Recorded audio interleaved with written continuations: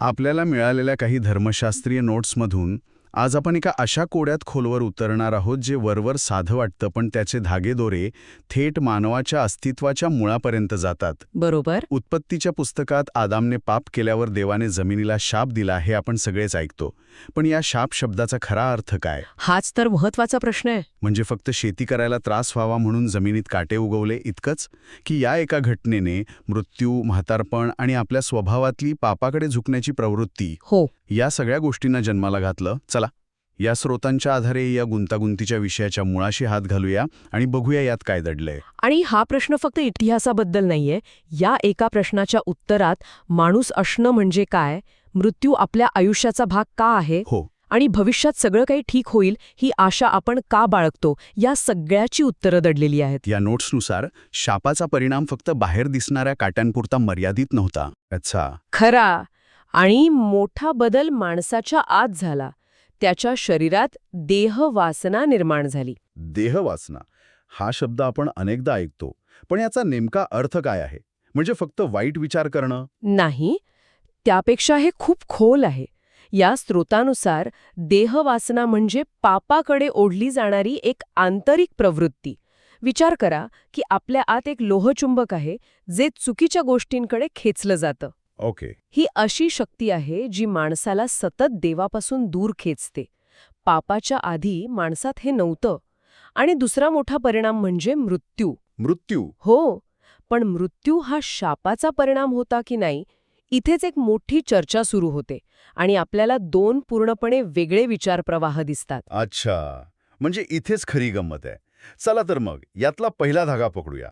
पहिला दृष्टिकोन काय सांगतो? पहिला दृष्टिकोन म्हणतो की शाप म्हणजे फक्त आणि फक्त देहवासना. फक्त देहवासना? हो, त्यांच्या मते मृत्यू म्हणजे मातीत मिसळणं ही एक नैसर्गिक प्रक्रिया होती.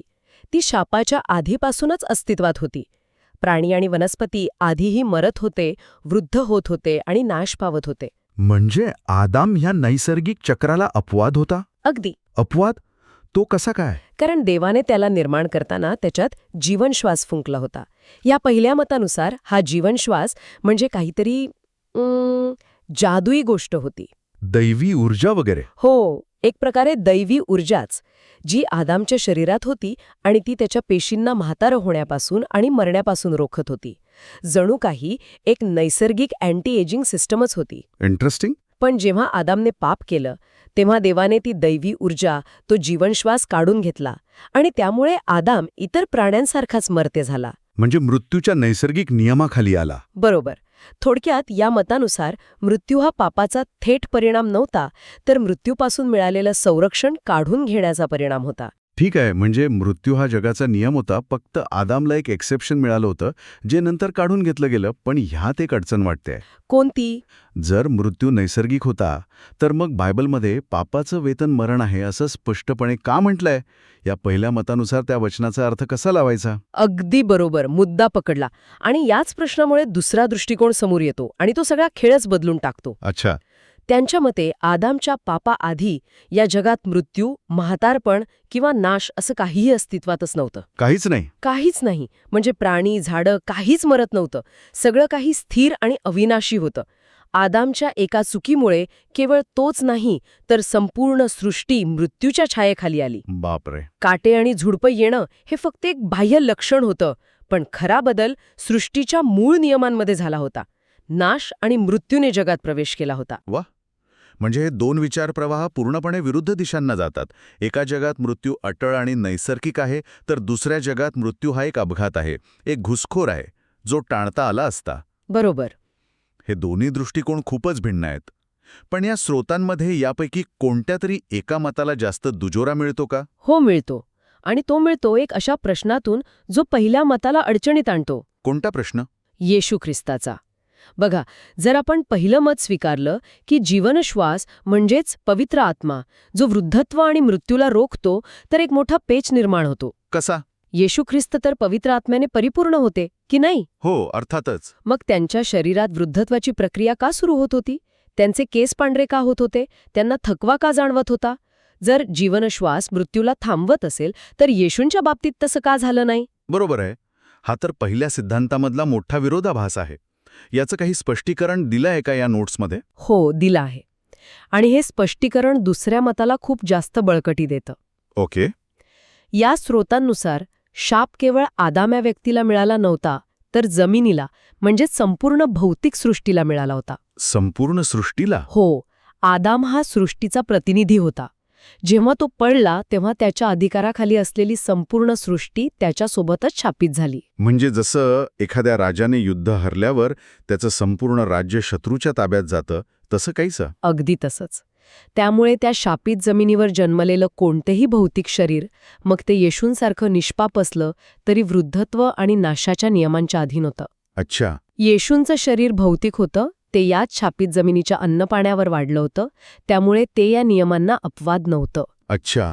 म्हणजे शाप हा हवेतल्या विषासारखा होता, जो त्या हवेत श्वास घेणाऱ्या प्रत्येकावर परिणाम करतो. मग तो चांगला असो वा वाईट. बरोबर. हे स्पष्टीकरण तर तुरुपाश तर्कसंगत वाटतंय आणि ते दुसऱ्या मताला उचलून धरतंय की मृत्यू हा व्यक्तिक पापाचा नाही, तर आदामच्या पापामुळे संपूर्ण सृष्टीवर आलेल्या शापाचा परिणाम आहे. हो. ठीक आहे, तर आपण भूतकाळ आणि वर्तमानाबद्दल बोललो, पण या दोन दृष्टिकोनांचा भविष्यावर काय परिणाम होतो? या नोट्समध्ये 1000 वर्षांच्या राज्याचा उल्लेख आहे. हे दोन्ही दृष्टिकोन त्या भविष्याचं चित्र कसं रंगवतात? नक्कीच त्यात जमीन आसमानाचा फरक असणार. अगदी बरोबर. इथेच या दोन मतांमधला फरक अगदी स्पष्ट आणि नाट्यमयरित्या समोर येतो. चला आधी पहिल्या मतानुसार भविष्याचं चित्र पाहू. ठीक आहे. त्यांच्या मते शाप म्हणजे फक्त देहवासना. म्हणून 1000 वर्षांच्या राज्यात लोकांच्या मनातून फक्त देहवासना काढून टाकली जाईल. फक्त देहवासना? हो. सैतानाला बांधून ठेवलं जाईल, त्यामुळे बाहेरून कोणतीही परीक्षा येणार नाही. लोक खूप जास्त जगतील, कदाचित महापुराच्या आधीच्या लोकांसारखे 995 वर्ष. पण काय? आणि त्यांचं शरीर भौतिक आणि मर्त्यच राहील. ते वृद्ध होतील, त्यांना थकवा येईल आणि अखेरीस ते नैसर्गिकरित्या मरून मातीत मिसळतील. म्हणजे मृत्यू कायम राहणार? हो. या दृष्टिकोनानुसार अमरत्व फक्त पुनरुत्थित झालेल्या संतांना मिळेल, जे याजक म्हणून राज्य करतील. सामान्य माणसाला फक्त खूप लांब पण तरीही मर्यादित आयुष्य मिळेल. म्हणजे ते एक सुवर्ण युग असेल, पण त्या युगालाही मृत्यूचा शेवट असेल. बरोबर. एका अर्थी ती एक सुधारित आवृत्ती आहे, पण मूळ समस्या म्हणजे मृत्यू तशीच राहते. आता दुसऱ्या मतानुसार काय होईल, जिथे शाप म्हणजे देहवासना आणि मृत्यू दोन्ही आहेत? ते चित्र कसं असेल? ते चित्र पूर्णपणे वेगळं आहे. दुसऱ्या मतानुसार 1000 वर्षांच्या राज्यात शाप मुळासकट उपटून टाकला जाईल. पूर्णपणे. हो. याचा अर्थ लोकांच्या मनातून देहवासना तर जाईलच, पण वृद्धत्व, नाश आणि मृत्यू हे सुद्धा जगातून नाहीसे होतील. म्हणजे कोणीच मरणार नाही? कोणीच नाही. फक्त माणसेच नाही, तर प्राणी, वनस्पती, संपूर्ण सजीव सृष्टी अमर होईल. जमिनीचा शाप हटल्यामुळे मृत्यूचा नियमच संपुष्टात येईल. प्राणीसुद्धा? कोणीच नाही. जखऱ्याच्या पुस्तकात एक उल्लेख आहे, शहराच्या रस्त्यांवर काठ्या घेऊन बसलेले वृद्ध पुरुष आणि स्त्रिया असतील. हो. पहिला दृष्टिकोन म्हणतो की हे म्हातारपणातील अशक्तपणाचं लक्षण आहे. पण दुसरा दृष्टिकोन म्हणतो नाही. मग काय? ते काठी घेऊन बसले आहेत कारण त्यांनी इतकी वर्ष इतके अनुभव घेतले आहेत, पण त्यांच्यात अशक्तपणा नाही.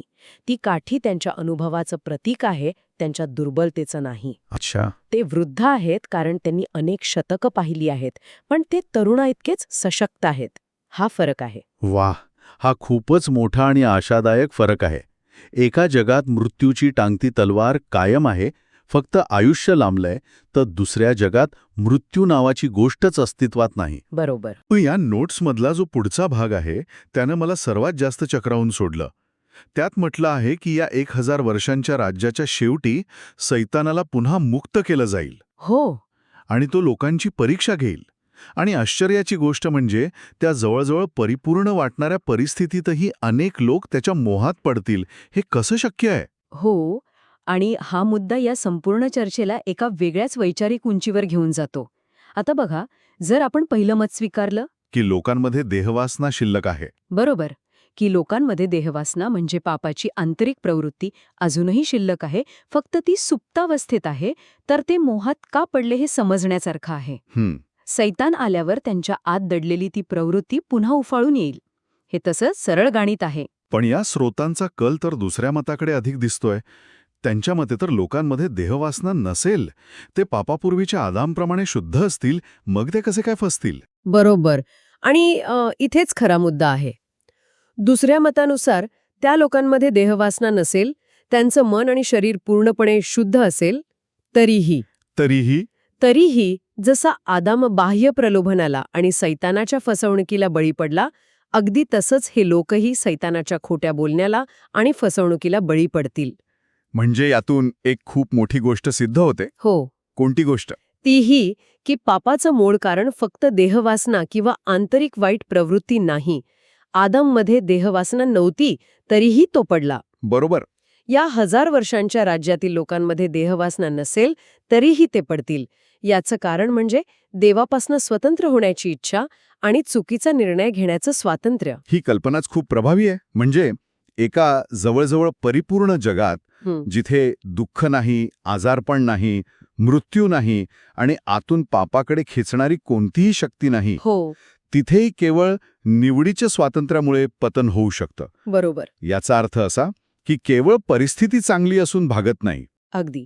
तुमचं बाह्य जग कितीही चांगलं असो, तुमच्या आत कितीही शुद्धता असो, तरीही अंतिम घटक हा तुमची वैयक्तिक निवड आणि देवावरील विश्वास हाच ठरतो. म्हणजे हे मानवी स्वातंत्र्याच्या आणि जबाबदारीच्या मूळ कल्पनेला अधोरेखित करतं. हो, आदमला जशी निवड करण्याची संधी होती, तशीच संधी या लोकांनाही मिळेल आणि त्यांच्या पतनातून हे सिद्ध होईल की केवळ देहवासना हेच पापाचे एकमेव कारण नाही, तर देवावर अविश्वास ठेवून स्वतःच्या ज्ञानावर अवलंबून राहण्याची इच्छा ही सुद्धा पतनास कारणीभूत ठरू शकते. अंतिम परीक्षा ही नेहमीच निवडीच्या स्वातंत्र्याची असते. अगदी बरोबर. म्हणजे हे स्पष्ट आहे की जमिनीला मिळालेला शाप ही काही वरवरची गोष्ट नाहीये.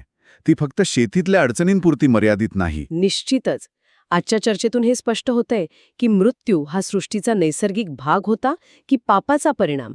या एका प्रश्नावर मानवाचं स्वरूप, सृष्टीसोबतचं त्याचं नातं आणि भविष्यातील पुनर्स्थापनेची संपूर्ण कल्पना अवलंबून आहे. म्हणजे जर मृत्यू नैसर्गिक असेल तर पुनर्स्थापना म्हणजे दीर्घायुष्य. हो, पण जर मृत्यू हा शापाचा परिणाम असेल, जो या स्रोतांनुसार जास्त संभाव्य वाटतो, तर पुनर्स्थापना म्हणजे खरं अमरत्व, मृत्यूवरचा पूर्ण विजय. या सगळ्या चर्चेनंतर एक विचार मनात घोळत राहतोय, ज्याचा थेट उल्लेख ह्या स्रोतांमध्ये नाही, पण तो एक तार्किक पुढचा प्रश्न आहे.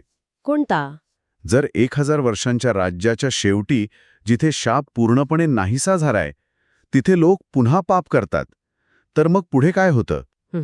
ज्या जमिनीवरून शाप हटवला गेला होता, त्या जमिनीवर पुन्हा काटे आणि झुडपे उगवतील का? अच्छा.